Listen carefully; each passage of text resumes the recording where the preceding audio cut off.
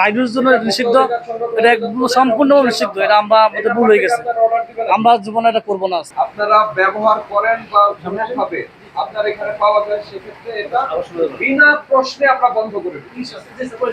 এই সাদা কাগজের মধ্যে লিখে দিলেন, আর আজকে আপনাকে 2 লক্ষ টাকা ফাইন করতে হবে। ঠিক আছে, 42 এবং 43 এই দুই ধারা আমলে নিয়ে আপনি যা করেছেন সেটার জন্য পাই, আর ভবিষ্যতে করবেন না ওটার জন্য লিখিত দিবেন। হ্যাঁ, আর জরিমানা পরিশোধ করেন।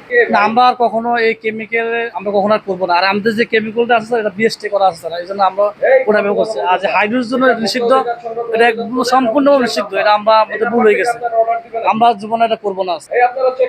আমাদের এটা ভুল হয়েছে স্যার, আমরা কখনো করবো না। যে হাইড্রোজেন সম্পূর্ণ নিষিদ্ধ, এটা আইনগতভাবে সেটা অপরাধী, আমরা ভুল হয়ে গেছে আমাদের, আমরা এটা করবো না। না, এটা আমাদের কোম্পানির থেকে সম্পূর্ণভাবে নিষিদ্ধ করে দেওয়া হয়েছে যে হাইড্রোজেন কোনোভাবে কোনো ঢুকানো যাবে, এলাও না। এরপরে আমাদের কিছু স্টাফ অথবা ভুলে এটা করে ফেলছি, তারপর আমরা ক্ষমা প্রার্থী, আমরা যাত্রীকে ক্ষমা, এমনি জনগণের সাথে আমরা ক্ষমা প্রার্থী। আমি সহকারী ম্যানেজার হিসেবে দায়িত্ব আছে। আমাদের ইয়ের বাইরে ছিল স্যার। আসলে নিষিদ্ধ কেমিক্যাল বলতে কি সম্পূর্ণ নিষিদ্ধ, এটা আমরা আমাদের ওয়ার্কার নিয়ে মিটিং করছিলাম, কিন্তু পুরো এটা কিভাবে ছিল এটা আসলে আমাদের ধারণার বাইরে ছিল। জিনিসটা কিভাবে ভিতরে গেল, আমাদের স্টাফ এটা এবার ঢুকেছে, তবে বর্তমানে আমরা এটা ইউজ করি না। তারপরে পুরোনো যে ভিতরে ছিল কিভাবে, আমি ম্যানেজার আবু তালেব, এটা হইলো অনেক আগে স্যার, এটা অনেক আগের ইয়ে ছিল, এখন তো আমরা এটা ইউজ করি না। বর্তমানে সম্পূর্ণ নিষিদ্ধ অবশ্যই জানতাম, এবং এটা আমরা মালিক পক্ষ এটা গত 3 মাস আগে রোজার আগ থেকে এটা আমরা মিটিং করে সবকিছু নিষিদ্ধ করে দিয়েছি। এখন এটা সবকিছু বাইর করে দিয়েছি, কিন্তু এখন আমি পরবর্তী হয়তো এটা তদন্ত বাইর করতে পারি ভিতরে কিভাবে ঢুকলো স্যার, স্টাফের মধ্যে আমি বসে বাইর করবো কিভাবে তাকে ওইভাবে পানিশমেন্ট দেওয়া হবে।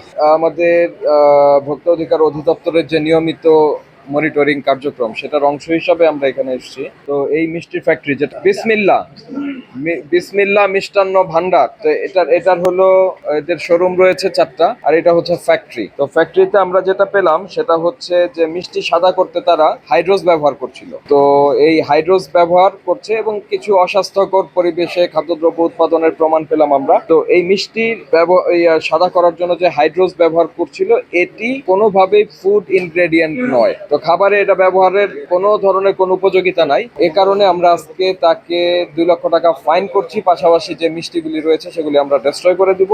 আর তাদের লিখিত বক্তব্য নিচ্ছে ভবিষ্যতে কখনো যদি এই ধরনের অ্যাক্টিভিটিস তাদের এখানে পাওয়া যায়, তাহলে আমরা এটি স্থায়ীভাবে বন্ধ করে দিব। আমি মোহাম্মদ হাসানুজ্জামান, সহকারী পরিচালক, জাতীয় ভোক্তা অধিকার সংরক্ষণ অধিদপ্তর, ঢাকা জেলা কার্যালয়।